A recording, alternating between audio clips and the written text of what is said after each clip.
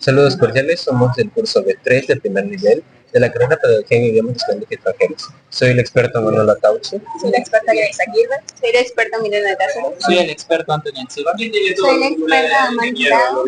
Y hoy le vamos a hablar sobre las corrientes pedagógicas y su influencia en la educación. Las corrientes pedagógicas han sido fundamentales en la evolución de la educación. Han influido en cómo entendemos el rol del maestro y del estudiante. Basado en un enfoque tradicional y autoritario a uno más participativo. Además han promovido innovaciones metodológicas como las de Montessori y Freinet, que fomentan la autonomía y el aprendizaje activo. Estas transformaciones responden a cambios sociales y culturales, reflejando una adaptación de la educación a la necesidad de cada época.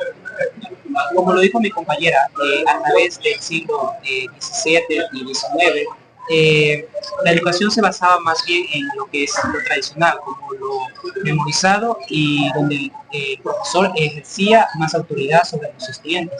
Es decir, que él era quien regía y los estudiantes eran los que recogían la información pasivamente.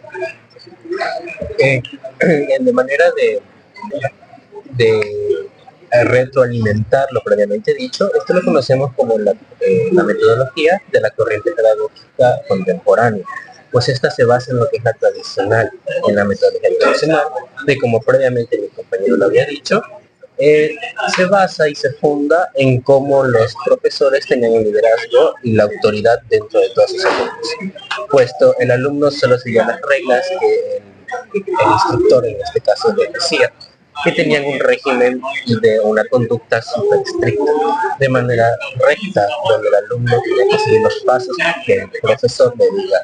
No tenía su propia identidad ni individualidad, tampoco podía tener el voz de la palabra, no podía desempeñar sus habilidades de tal manera, pues era una figura, una copia de lo que el maestro les incluía. ¿Qué ocurre con el aprendizaje? Tenemos hay tres maneras que hoy en día se conocen como el conductismo, constructivismo y cognitivo. El conductismo, el aprendizaje, se expresa a través de los cambios del comportamiento debido al estudiante en la asociación entre un estímulo y una respuesta. En el constructivismo tenemos lo que es el aprendizaje que tiene que ver con la creación. Por eso estamos en la manera de construcción, de crear, de significados a partir de experiencias individuales del aprendizaje.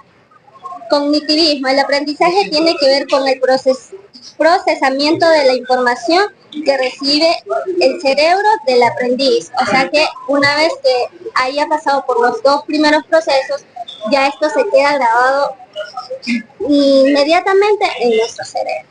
Okay. También hay que tomar en cuenta que existen lo que son los referentes pedagógicos. ¿Qué son los referentes pedagógicos? Los referentes pedagógicos son, como se dice, las concepciones didácticas de los profesores. Esto va más en mano de lo que hacen al docente, como la experta mencionó anteriormente sobre el conductivismo, el cognitivismo. Estas son formas, como que se dice, son comportamientos que basan más, que sacan en base al estudiante, o sea, cómo es su forma de aprender, cómo es su metodología, de qué forma puede aprender, de qué forma puede memorizar ciertas cosas. Entonces eso se realiza, un ejemplo, en los primeros días de clase. El docente siempre emplea lo que se dice, ¿saben qué? Pueden presentarse de tal forma, que se les dificulta, que se les hace más fácil. Entonces, con esa información realizan sus clases en base al nivel de conocimiento y al nivel de aprendizaje de cada estudiante. También podemos, lo que se dice, tomar en cuenta en base a un científico y filósofo, Thomas Kuhn, que también se le conoce como el creador de nuevos paradigmas, y cómo ese también influyó en lo que es la revolución científica. Thomas Kuhn estudió lo que son las anomalías, y en base a estas como que buscó formas, buscó ideas de cómo en base a estas anomalías se pueden crear nuevos paradigmas, nuevos métodos de aprendizaje, Creo que hasta aquí finalizaría lo que es mi aporte. Ahora tenemos lo que son unas preguntas. Caracteriza una revolución científica según Q y cómo afecta el progreso del conocimiento científico.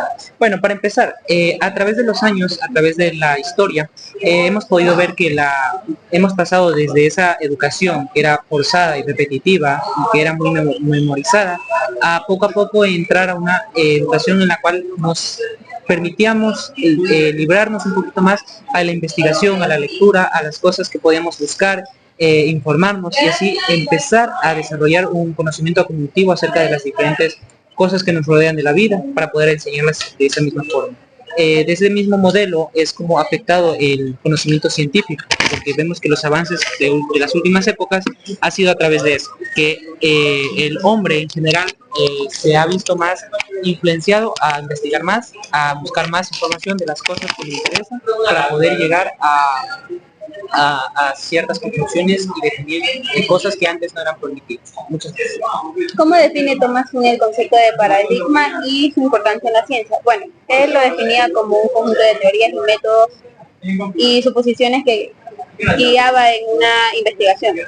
Bueno, esta es la clave de por qué establece las reglas y enfoques en la ciencia hasta nuevas evidencias que provocan un cambio de paradigma, que es como la transformación de visión científica. Gracias. Tomando en cuenta también en base a esta pregunta,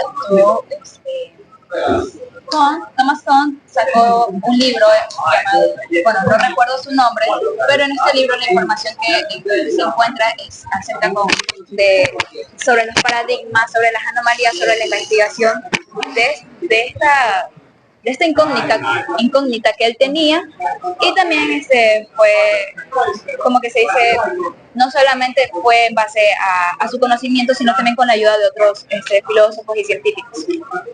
Gracias.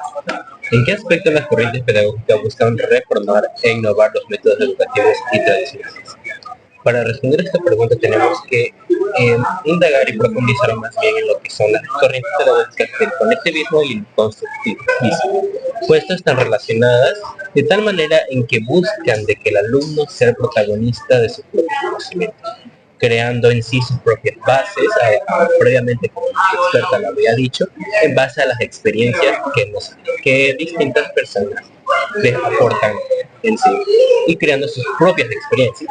Pues bien, Jean Piaget nos da de que como cada uno de los alumnos van construyendo sus propias bases, sus propios paradigmas, sus propias marcos, de tal manera en que en base a la influencia de distintas figuras, esto es respaldado por la investigación de Lev Vygotsky, de cómo distintas personas, tanto compañeros de su entorno como adultos, maestros y demás, van ayudando a que el alumno pueda tener su propio criterio.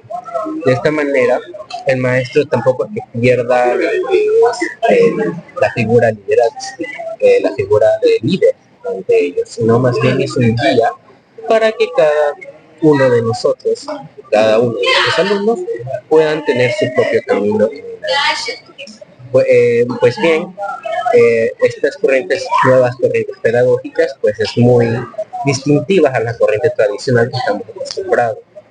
Pues como ya hemos previamente analizado, las corrientes tradicionales tienen un reglamento fijo, pues en las corrientes pedagógicas progresistas actuales nos dan una figura más individual en cada uno de nuestros estudiantes. Muchas gracias. Para culminar este tema, queremos espacio libre para darnos comentarios. ¿Qué influencia tienen disciplinas como la filosofía y la psicología en el desarrollo de corrientes pedagógicas? Resumiendo todo esto en pequeño, la filosofía y la psicología han sido fundamentales en la forma en que se entiende y se practica la educación. Sus contribuciones han permitido desarrollar corrientes pedagógicas que buscan la mejor calidad de educación y el bienestar de los estudiantes y